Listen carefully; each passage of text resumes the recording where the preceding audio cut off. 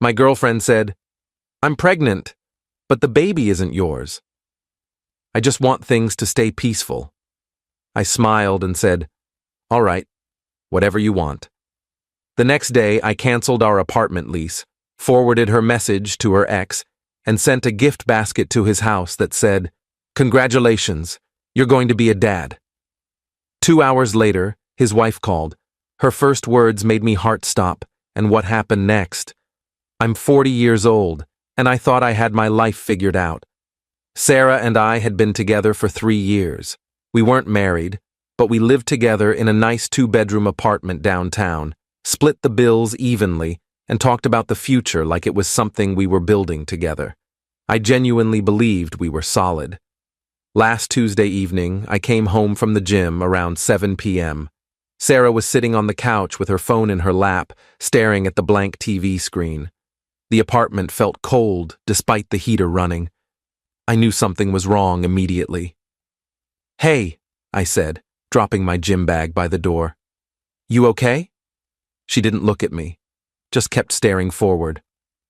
"We need to talk," she finally said. Those 4 words, everyone knows what they mean. I sat down in the armchair across from her, my stomach already tightening.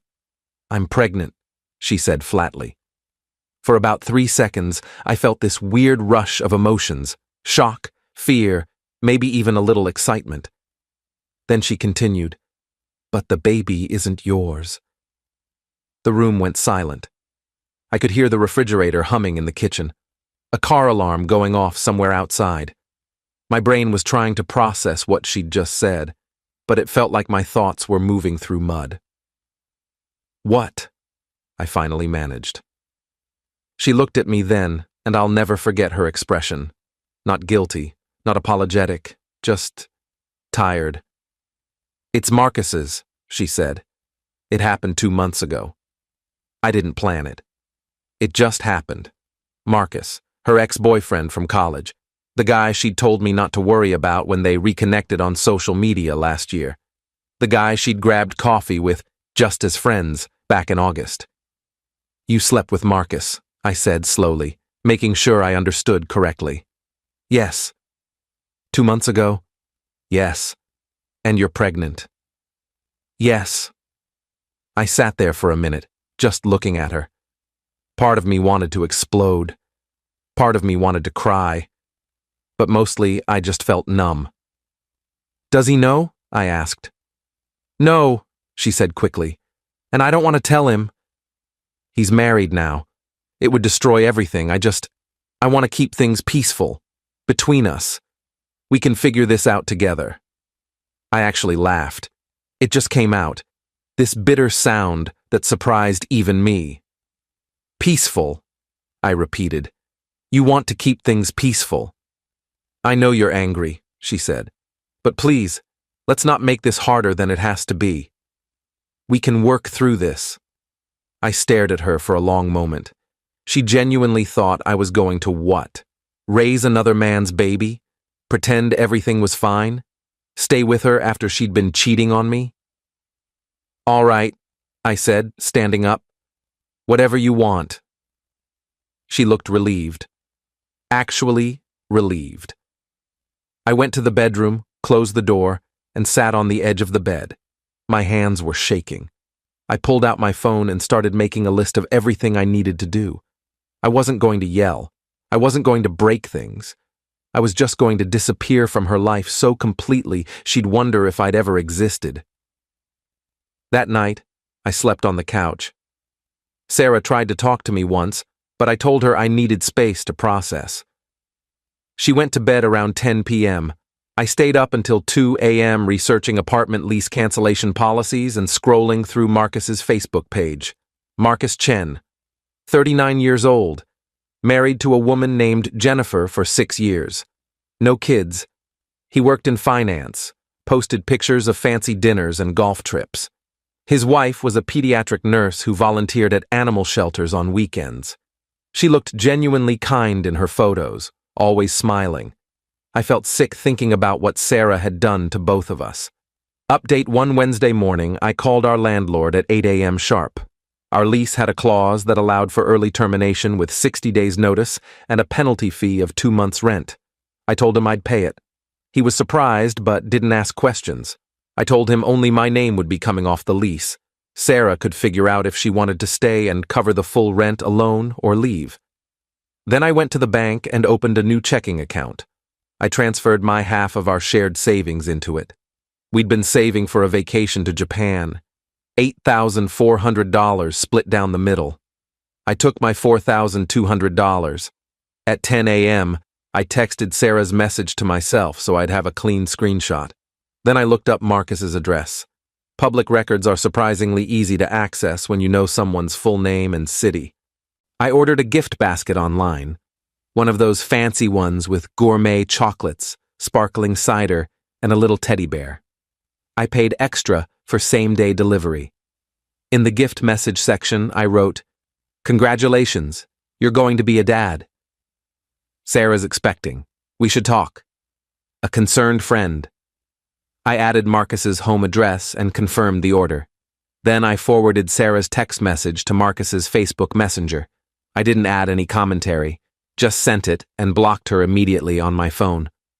I spent the rest of Wednesday packing my essentials: clothes, laptop, important documents.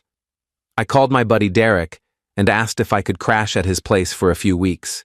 He said yes without hesitation. At 3 p.m., my phone rang. Unknown number. I answered. "Hello? Is this the person who sent the gift basket to 447 Riverside Drive?" A woman's voice, shaky, angry, scared. My heart stopped.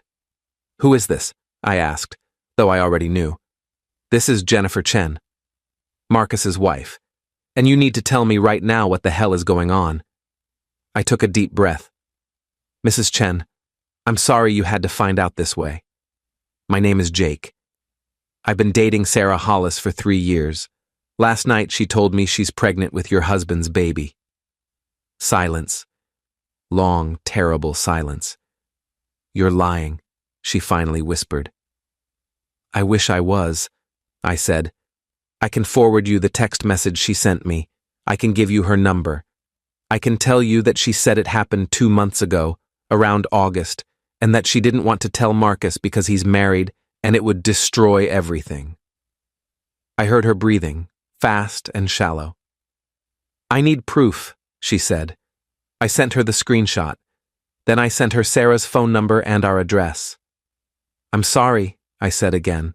"I thought you deserved to know." She hung up.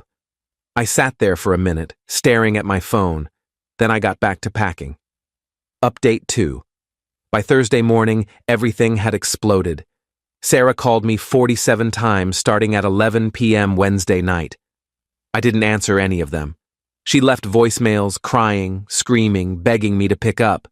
I deleted them without listening past the first few seconds. Derek's apartment was small but comfortable.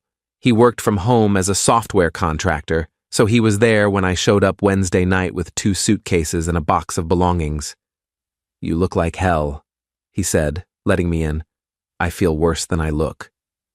He didn't pry, just showed me the guest room and offered me a beer. Good friend. Thursday afternoon, Sarah showed up at Derek's building. I have no idea how she found me. Maybe she called mutual friends. She buzzed the intercom. "Jake, please. We need to talk. You can't just do this." Derek looked at me. I shook my head. "He's not interested," Derek said into the intercom. "Leave or I'm calling the cops." She buzzed twice more, then left. Around 4 p.m., I got a Facebook message request from Jennifer Chen. I accepted it. I confronted Marcus, she wrote. He admitted everything. He said it was one time, a mistake, that he was drunk. I don't believe him. I don't believe anything anymore. I'm filing for divorce. I thought you should know. Also, thank you, I think. I don't know if I should thank you or hate you for telling me, but at least now I know. I wrote back, I'm sorry for both of us. If you need anything, testimony, evidence, whatever, let me know. He destroyed my relationship too. She didn't respond immediately, but I saw she read it. That evening, I got an email from Sarah's mother. Apparently, Sarah had called her crying, playing the victim, saying I'd abandoned her during her pregnancy.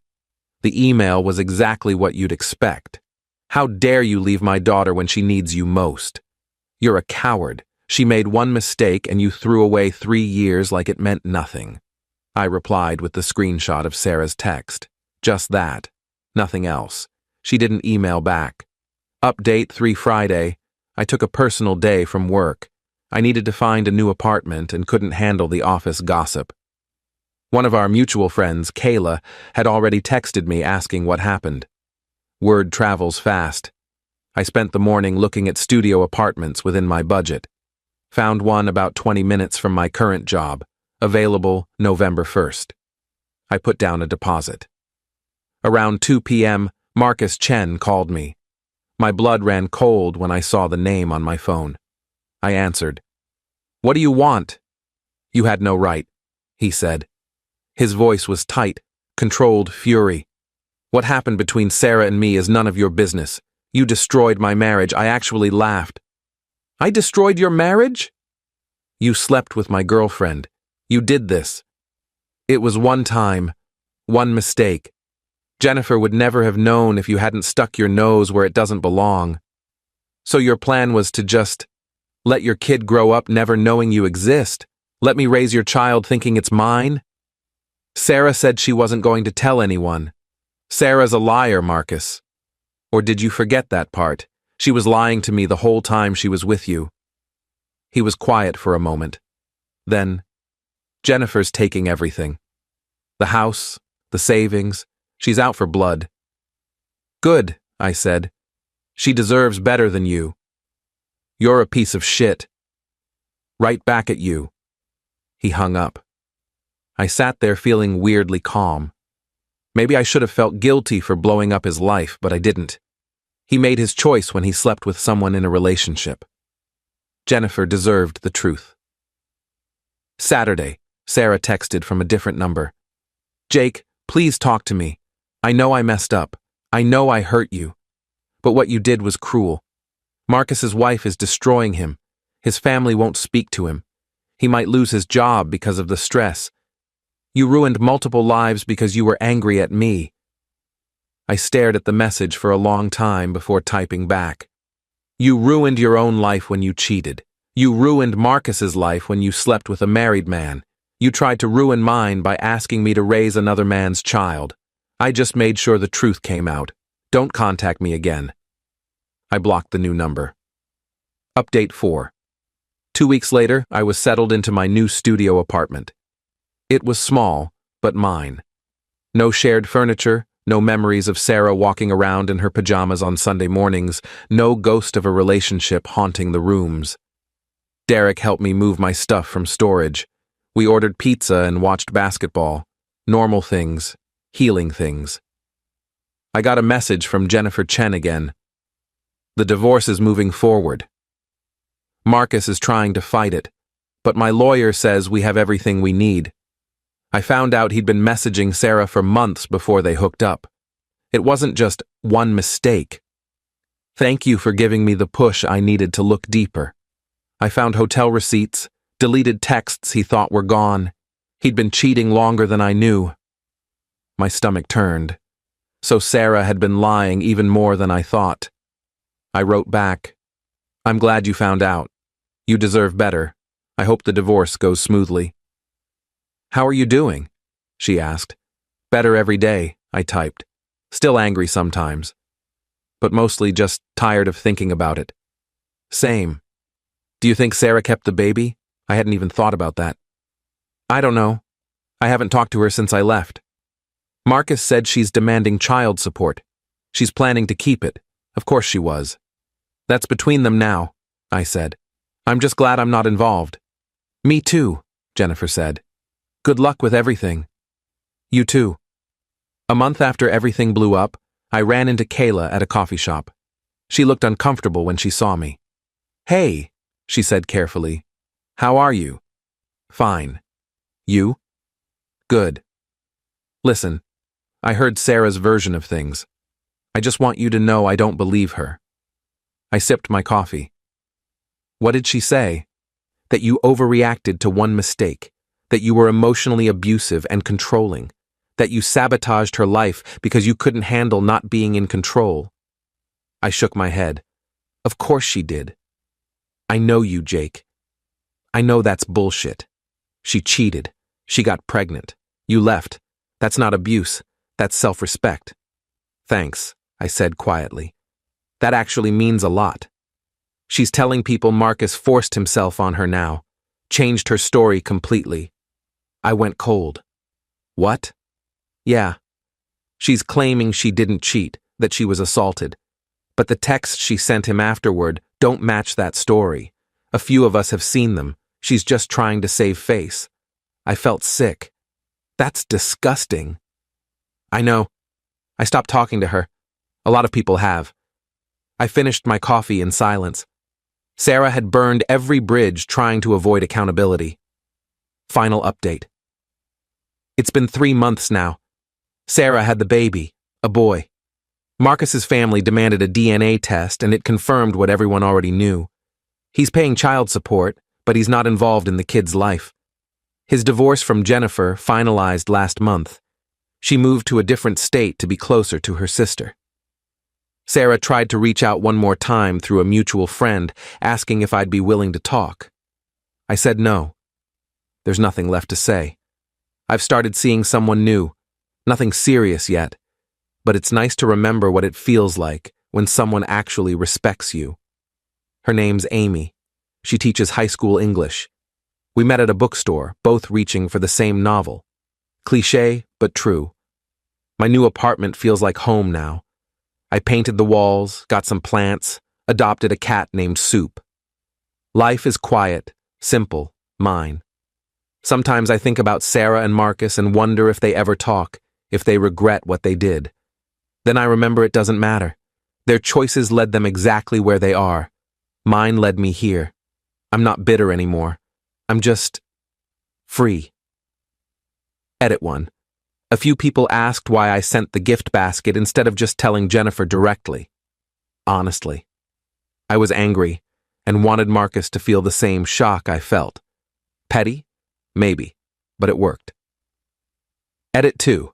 Yes, I kept receipts of everything. Texts, emails, bank transfers. My lawyer friend told me to document everything in case Sarah ever tried to claim I owed her money or was involved with the kid legally. So far, she hasn't. Edit 3. For those wondering, Soup is a gray tabby with one eye. He's perfect.